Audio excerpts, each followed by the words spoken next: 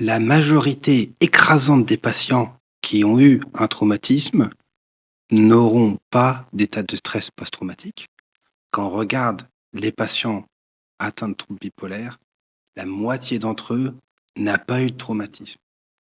Et pour ceux qui ont eu un traumatisme, il reste à prouver que le traumatisme est à l'origine de la maladie bipolaire, parce que 70% des gens sur Terre feront l'expérience d'un traumatisme dans leur vie. Donc c'est vraiment important, il ne faut pas se planter. Le traumatisme n'est ni nécessaire ni suffisant pour développer un trouble psychiatrique. Et c'est en même temps dommage parce que ça permettrait d'avoir un axe de prévention très facile. Si on évitait tous les traumatismes, on n'aurait plus de maladie mentale. C'est facile sur le plan intellectuel, c'est plus compliqué en pratique, mais on aurait au moins cette piste-là. Donc ça n'est juste pas vrai. À côté de ça, très clairement, la présence d'un traumatisme peut modifier l'expression de la maladie, peut modifier la façon dont le traitement sera efficace. Il y a des gens qui, avec un trouble bipolaire, s'il y a des traumatismes, ils répondent moins bien aux médicaments. Ça va péjorer le pronostic de façon très claire.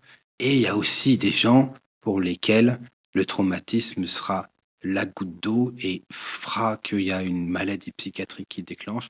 Il y a aussi aucun doute des gens qui déclencheront un traumatisme sans autre raison évidente que déclencheront un trouble mental, sans autre raison évidente que d'avoir un traumatisme, mais il ne faut pas tomber dans la réduction.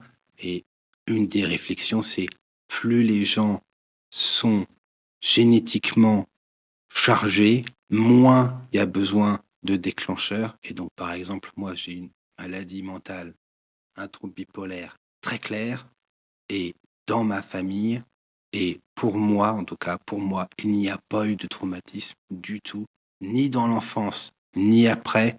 Les éléments les plus traumatisants que j'ai eus, c'est en tant que patient, avec la stigmatisation qu'il y a, et ce que j'ai reçu et ce que je reçois actuellement.